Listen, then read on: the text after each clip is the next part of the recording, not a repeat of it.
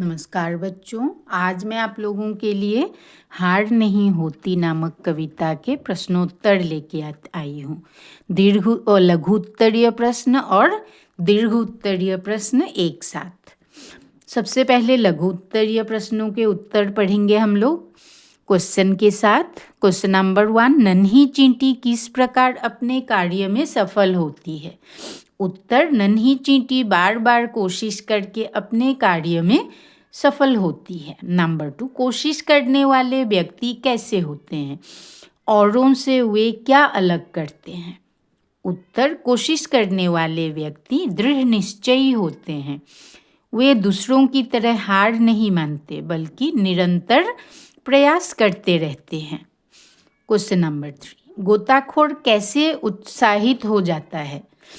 उत्तर, समुद्र के गहरे पानी में जाकर भी जब कुछ नहीं मिलता तब भी गोताखोर निराश नहीं होता, उसका उत्साह 2 गुना बढ़ जाता है। दीर्घ उत्तरीय प्रश्न। क्वेश्चन नंबर 1, कवि ने गोताखोर के बारे में क्या कहा है? उत्तर, कवि ने गोताखोर के बारे में कहा है कि गहरे पानी में गोताखोर डुबकी लगाकर मोती को पा सकता है। ठीक वैसे ही हमें सतत प्रयत्नशील रहना चाहिए।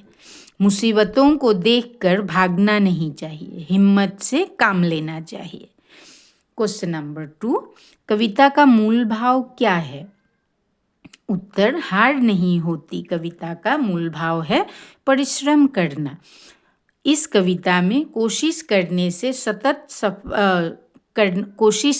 से सफलता प्राप्त करने का संदेश दिया गया है। अब देखो क्वेश्चन नंबर 3, सफलता को चुनौती मानकर हमें क्यों स्वीकार करना चाहिए? उत्तर, सफलता को चुनौती मानकर स्वीकार करना चाहिए ताकि हम कमी को पहचान सकें और उसमें सुधार करके सफलता को प्राप्त कर सकें, मतलब जीवन में आगे बढ़ सकें। उसके बाद क्वेश्चन नंबर 4, मैदान छोड़कर भागने का अर्थ क्या है? कैसे लोग मैदान छोड़कर भाग सकते हैं? उत्तर, मैदान छोड़कर भागने का अर्थ है असफलता से हार कर सफलता के लिए प्रयास ही न करना। जो मेहनत करना नहीं जानते और जो असफलता से डरते हैं, ऐसे लोग मैदान छोड़कर भाग जाते हैं। उसके बाद है क्वेश्चन नंबर 5, कविता से प्राप्त सीख अपने शब्दों में लिखिए। मतलब कविता से हमें क्या सीख मिलती है, ऐसा भी हो सकता है क्वेश्चन। हार नहीं होती कविता से हमें हमेशा कोशिश करते रहने की प्रेरणा मिलती है। असफलता को चुनौती मानकर अपनी गलतियों को सुधार कर फिर से लक्ष्य प्राप्ति तक पहुंचने की सीख मिलती है।